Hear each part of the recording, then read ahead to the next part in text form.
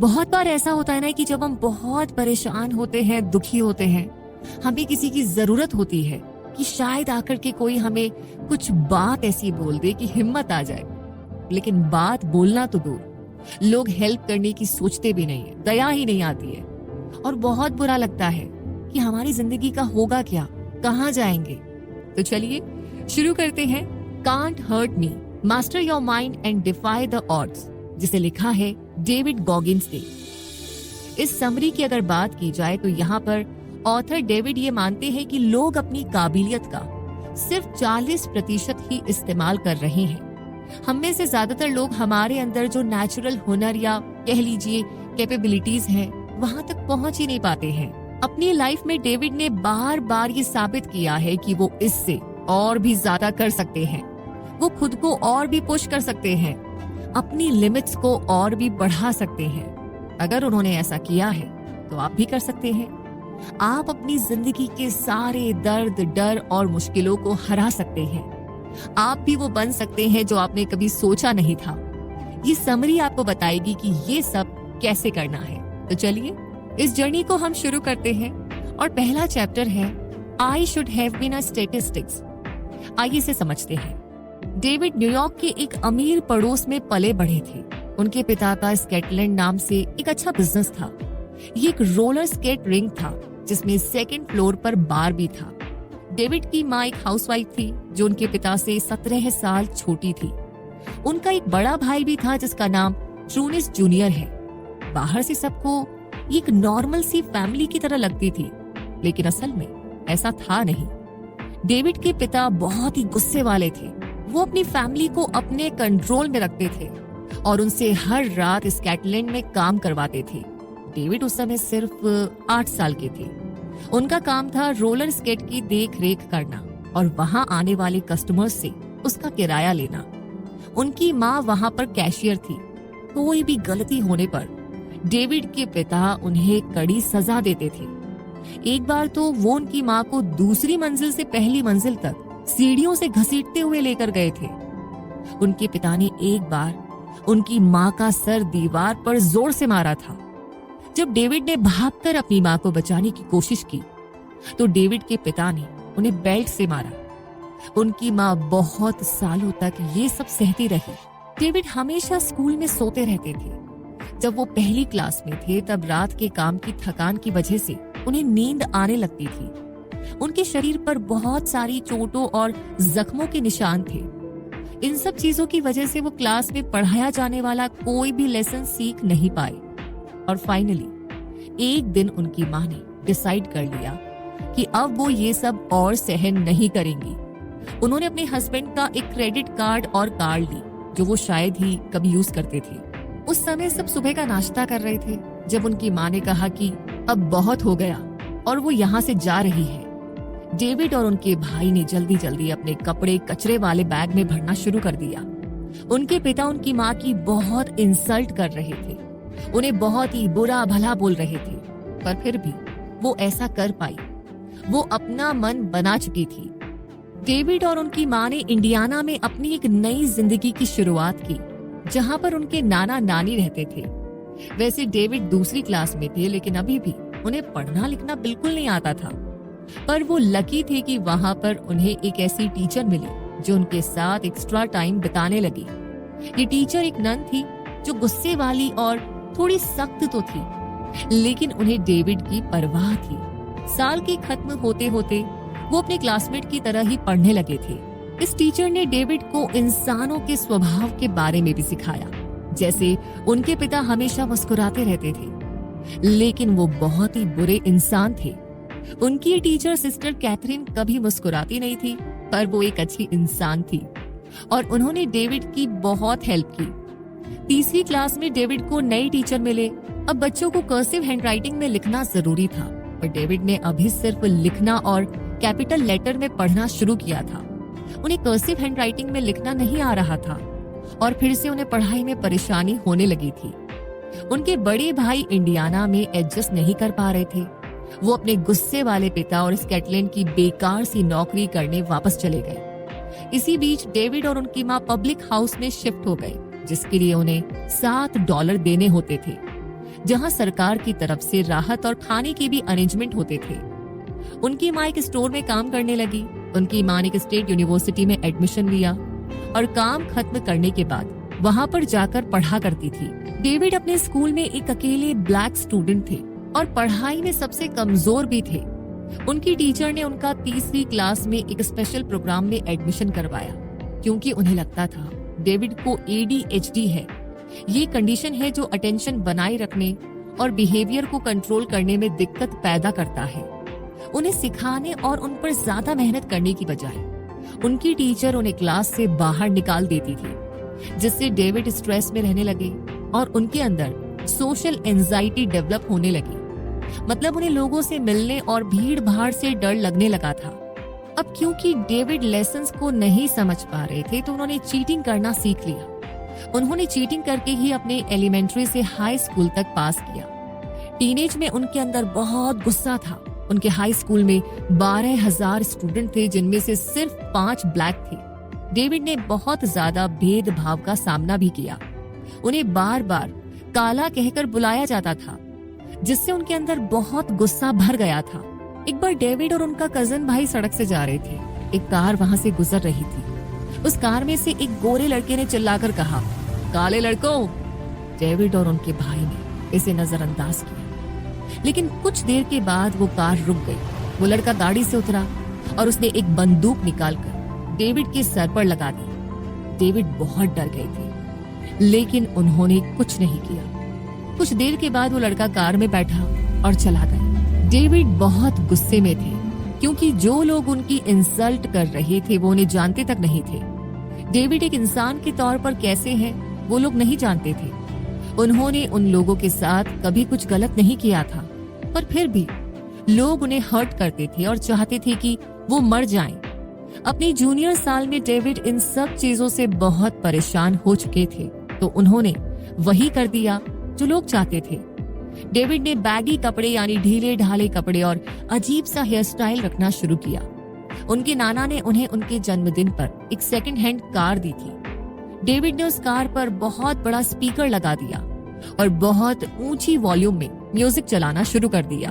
वो गाड़ी चलाकर स्कूल पहुंचते थे और बहुत ही तेज आवाज में हिप हॉप म्यूजिक बजाया करते थे। डेविड ने उन लोगों के साथ वैसा ही एटीट्यूड दिखाना शुरू कर दिया जैसा वो लोग करते थे। ऐसा लग रहा था कि डेविड लाइफ में कुछ नहीं कर सकते थे। वो अपने हर सब्जेक्ट में फेल हो रहे थे। वो अक्सर स्कूल से एब्सेंट रहते थे। उनकी माँ को स्कूल से एक लेटर मिला जिसमें लिखा था कि अगर उन्होंने सीनियर साल में इम्प्रूव नहीं किया तो वो ग्रेजुएट नहीं हो पाएंगे। पर असल में डेविड का एक सपना था। उनके नाना एयरफोर्स के रिटायर्ड कुक थे। उन्हें अपनी नौकरी पर बहुत गर्व था। वो अभी भी हर संडे अपनी यूनिफॉर्म पहनकर चर्च जाते थे। डेविड को पैरा रेस्क्यू में बहुत दिलचस्पी हो गई थी।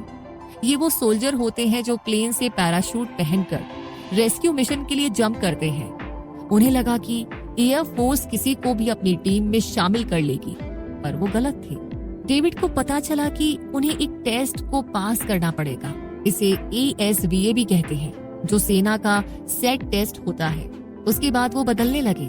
डेविड ने खुद को आईने में देखा और महसूस किया कि उनकी लाइफ के लिए वो खुद जिम्मेदार है, कोई और नहीं। उनकी माँ अपने काम में बिजी हो गई थी। उन्होंने अपनी ग्रेजुएशन पूरी कर ली थी और अब वो एक यूनिवर्सिटी में इंस्ट्रक्टर की जॉब करने लगी थी।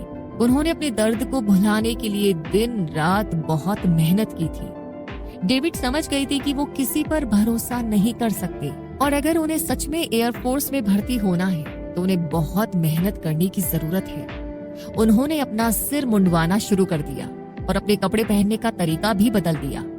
उन्होंने अपने गुस्से और हिप हॉप म्यूजिक से दूर रहना शुरू कर दिया। डेविड हर रोज सुबह 5 बजे उठकर एक्सरसाइज करते और मीलों दौड़ते थे, फिर चाहे बारिश हो रही हो या बर्फ पड़ रही हो। डेविड ने याद करना शुरू कर दिया और ऐसा उन्होंने अपने हर सब्जेक्ट के लिए किया। वो पहले किताब पढ़ते थे, पढ़ी हुई चीजों को लिखते थे और फिर उन्हें 2 से 3 बार बोलकर रिपीट करते थे। डेविड ने 6 महीने तक ऐसा ही करना जारी रखा और फाइनली उन्होंने ASVA टेस्ट पास कर लिया और हाई स्कूल की पढ़ाई भी पूरी कर ली।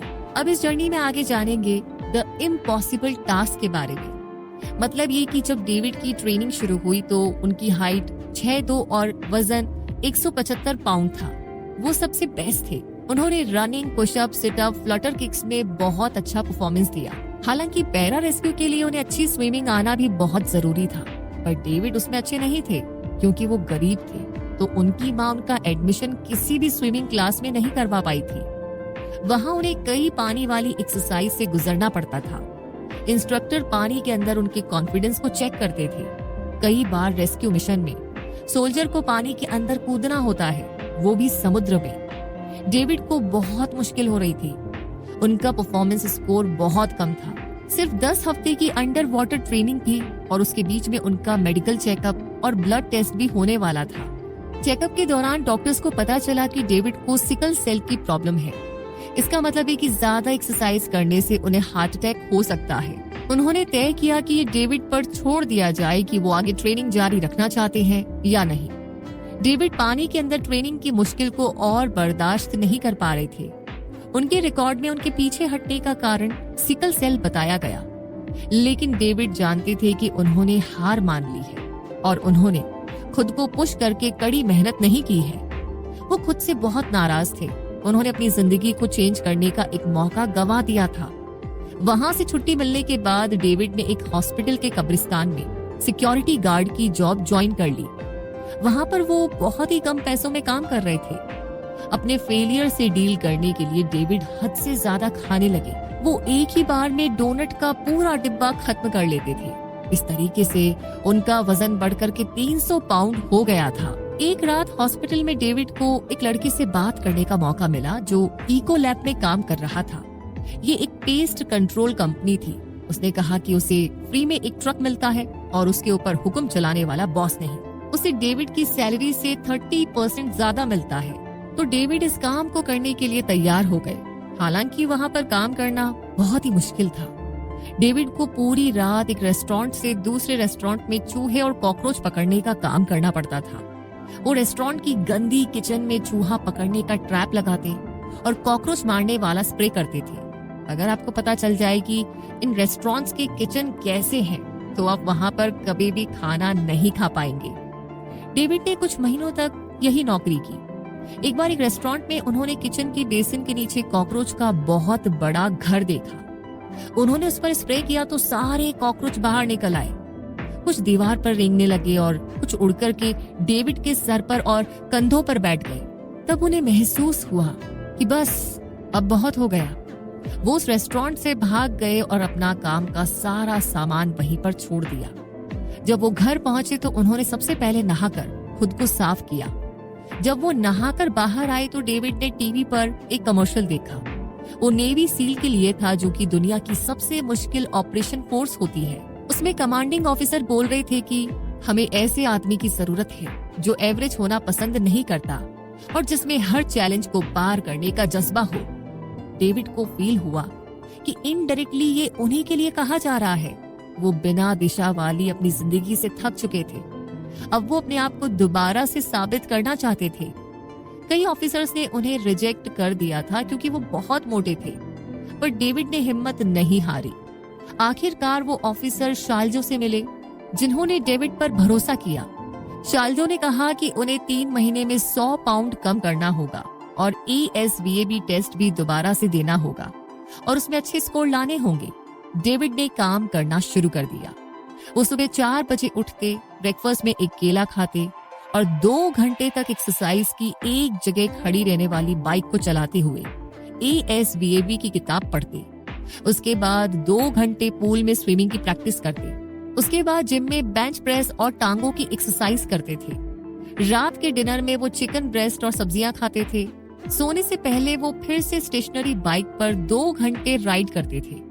उन्होंने पुशअप, पुलअप और 4 मील रन को भी अपनी रूटीन में शामिल कर लिया था। उन्होंने टेस्ट के लिए कम से कम जो जरूरी रिक्वायरमेंट थी उसे पूरा कर लिया था।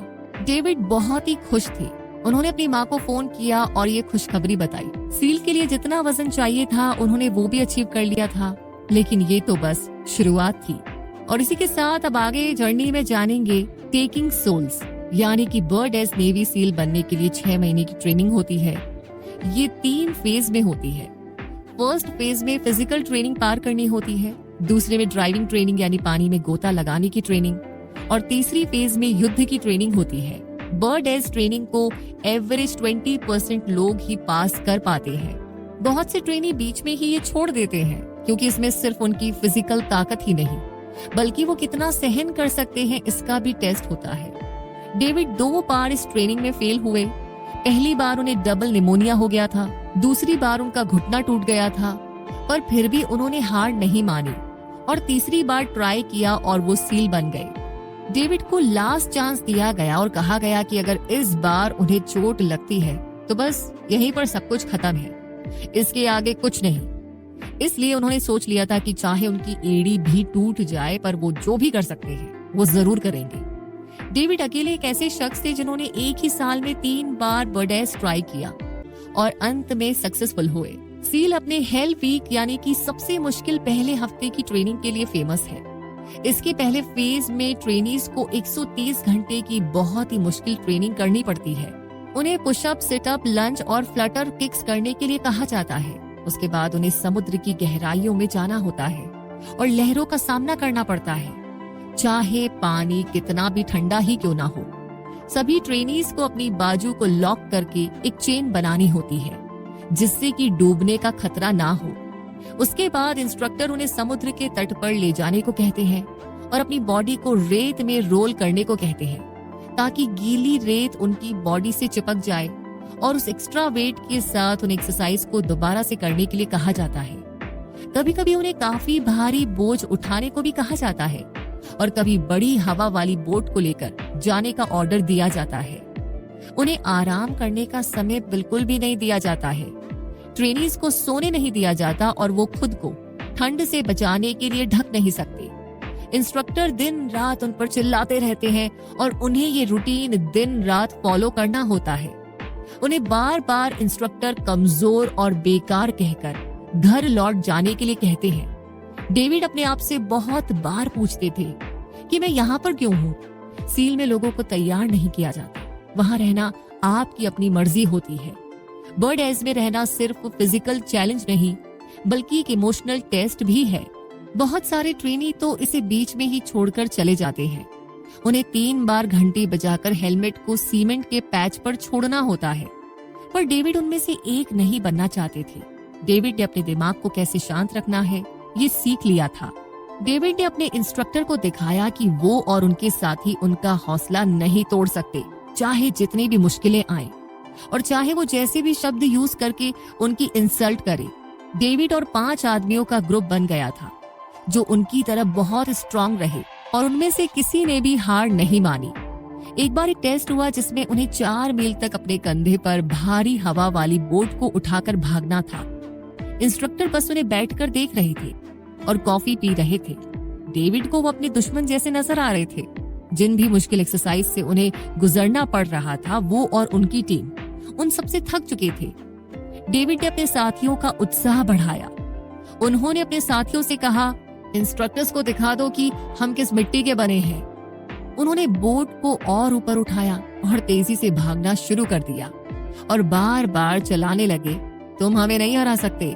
डेविड ने इस जज्बे को टेकिंग सोल्स कहा, यानी कि इसमें हमें अपनी आत्मा या जान लगानी है। जब आपको चढ़ाने वाले लोगों को लगे कि वो जीत रहे हैं तो उनका सामना कीजिए, उन्हें गलत साबित कीजिए, उन्हें दिखा दीजिए कि आप कितने स्ट्रांग हैं और आप उनसे डरते नहीं हैं। बर्डेस में तीसरी बार में वो बाहर निकाले जाने की कगार पर थे। बहुत मुश्किल फिजिकल ट्रेनिंग की वजह से उनकी राइट एड़ी में फ्रैक्चर हो गया था। हर एक कदम चलने में उन्हें बहुत दर्द से गुजरना पड़ रहा था। पर डेविड क्या करते थे कि हर सुबह 3 बजे उठ जाते थे। फिर पहले वो एक मोटी सॉक्स पहनते थे, उसके ऊपर एक डक्ट टेप की कई लेयर लपेटते थे, फिर उसके ऊपर दूसरी मोटी सॉक्स पहनते थे और एक बार फिर से टेप लपेटते थे और फिर वो अपनी ट्रेनिंग के लिए बूट पहनते थे। डेविड ने ऐसा लेफ्ट पैर में भी किया। इसके बाद ही वो भागना शुरू करते थे। पहले पहले उन्हें बहुत ज्यादा दर्द हुआ, पर बाद में डेविड को कुछ भी महसूस होना बंद हो गया। जब वो फिजिकल ट्रेनिंग करते थे तो वो खुद से बातें करते थे। वो खुद को याद दिलाते थे कि ये उनकी दिली ख्वाहिश थी कि नेवी सील बने। और ये उनका आखिरी मौका है। डेविड अपने पैर के लिए इसी तरीके का इस्तेमाल करके अंत तक टिके रहे। दूसरी फेज में एक एक्सरसाइज थी जिसमें उन्हें 100 मीटर तक 16 पाउंड वजन कमर पर बांधकर तैरना था और 80 लीटर पानी के टैंक उनकी बॉडी से बांधे गए थे। इन सब के साथ उन्हें पानी की ऊपरी सतह पर ही रहना था और डेविड ये भी करने में कामयाब रहे। ट्रेनिंग के आखिरी दिन इंस्ट्रक्टर ने उन्हें बहुत सारे पुशअप, सिटअप, बर्पिस और फ्लटर किक्स करने के लिए कहा और उन्होंने सभी ट्रेनी को अपने हाथों से गड्ढा खोदने के लिए भी कहा। उसके बाद उस गड्ढे में उन्हें खुद को गले तक दबाने के लिए कहा गया। डेविड ये एक्सरसाइज करते हुए हंसने लगे। इस तरह के चैलेंज अब मुझे टॉर्चर नहीं करते थे। उन्हें देखकर इंस्ट्रक्टर ने उन्हें बाहर निकलने के लिए कहा क्योंकि उन्हें बहुत मजा आ रहा था। Finally David navy seal officer बन गए। उनकी मां उनकी ग्रेजुएशन सेरेमनी में आई थी। वो नेवी सील हिस्ट्री के उन चुनिंदा 36 अफ्रीकन अमेरिकन लोगों में से एक थे जो ये कीर्ति हासिल कर पाए थे। तो एक बुरे बचपन से निकला हुआ बच्चा जिसे बहुत ही कम पढ़ना लिखना आता था, जो एक विद्रोह करने वाला टीनेजर था जिसने कभी बहुत ही कम पैसों के लिए काम किया था, अब वो नेवी सील का एक सम्मानित शख्स बन गया था। तो डेविड ने अपने माइंड को कंट्रोल करके हर मुश्किल को पार किया और हमेशा आगे बढ़ते रहे। इसी के साथ हम पहुंच गए हैं इस समरी के कंक्लूजन पर, यानी कि इस कहानी से, इस समरी से हमने क्या कुछ सीखा। आइए एक बार फिर से दोहराते हैं। तो मुद्दा मामला ऐसा है कि डेविड के लिए बस यही सब कुछ खत्म नहीं था। वो अपने आप को चैलेंज करने के लिए बहुत सारे रास्ते निकालते रहते थे। उन्होंने आर्मी रेंजर्स से स्कूल ज्वाइन किया और वहां से ऑनर मैन अवार्ड से ग्रेजुएट हुए। डेविड ने 2 साल हायरिंग ऑफिसर के रूप में भी काम किया। वो एक स्कूल से दूसरे स्कूल जाते थे और अपनी कहानी शेयर करके स्टूडेंट्स को इंस्पायर करते थे। डेविड का मैराथन और ट्राई एथलीट में भी सक्सेसफुल करियर रहा। उन्होंने San Diego one day ultra marathon में हिस्सा लिया, जहां उन्हें 24 घंटे में 100 मील दौड़ने की जरूरत थी। डेविड ने इसे 19 घंटे में ही पूरा कर लिया था। उसके बाद लास वेगास मैराथन और हवाई में हर्ट 100 में भी हिस्सा लिया। डेविड ने इन मैराथन में इसलिए हिस्सा लिया था ताकि उन्हें बैड वाटर अल्ट्रा मैराथन में बुलाया जाए। वो स्पेशल ऑपरेशन वॉरियर फाउंडेशन के लिए पैसे जमा करना चाहते थे। ये संस्था शहीद सैनिकों के बच्चों को स्कूल और कॉलेज में स्कॉलरशिप देती है। बैड वाटर अल्ट्रा मैराथन में 135 मील की दूरी तय करनी होती है। ये दुनिया में सबसे मुश्किल फुट रेस मानी जाती है। डेविड पहली बार में 5th पोजीशन पर रहे, दूसरी बार में 3rd पोजीशन पर, और इस तरीके से उन्होंने संस्था के लिए $2 मिलियन जुटा लिए। अल्ट्रा मैराथन जीतने के बाद डेविड ट्राई एथलीट में शामिल हुए। उन्होंने 2006 में अल्ट्रा मैन वर्ल्ड चैंपियनशिप और 2008 में आयरन मैन वर्ल्ड चैंपियनशिप में हिस्सा लिया, जैसे वो हमेशा करते हैं। उन्होंने अपने माइंड और बॉडी को तैयार कर लिया था। वो सुबह जल्दी उठकर बहुत दूर तक दौड़ते थे, कई घंटों तक स्विमिंग करते और बाइक पर पसीना बहाते थे। डेविड ने रेस के दौरान भी बहुत सारी मुश्किलें महसूस की, खुद पर कभी कभी डाउट भी किया, लेकिन इन सब को झेलते हुए भी वो अंत तक टिके रहे। 2009 में वो रेस अक्रॉस अमेरिका के लिए ट्रेनिंग ले रहे थे। इस रेस में बाइक पर अमेरिका की बहुत सारे स्टेट्स को कवर करना था।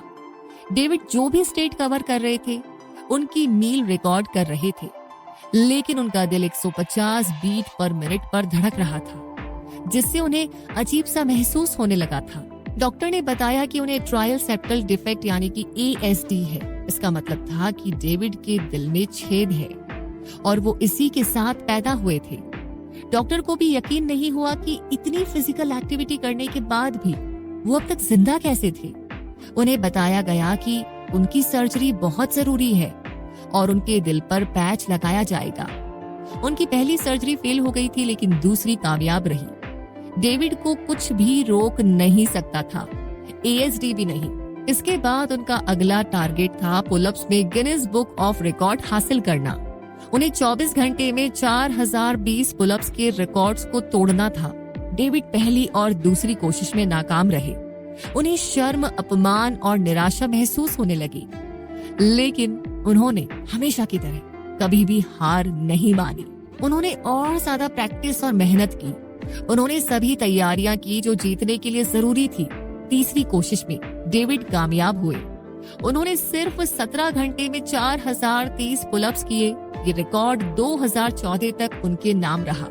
डेविड अब ट्विटर और इंस्टाग्राम पर अपने फॉलोअर्स के लिए एक फिटनेस इंस्पिरेशन बन गए हैं। उन्हें यूनिवर्सिटीज और कॉर्पोरेट इवेंट्स में स्पीच देकर लोगों को इंस्पायर करने के लिए बुलाया जाता है। वो स्टूडेंट, सेल्समैन, बिजनेस एग्जीक्यूटिव को ये कहकर के इंस्पायर करते हैं कि जितना आप सोचते हैं उससे कहीं ज्यादा आप कर सकते हैं।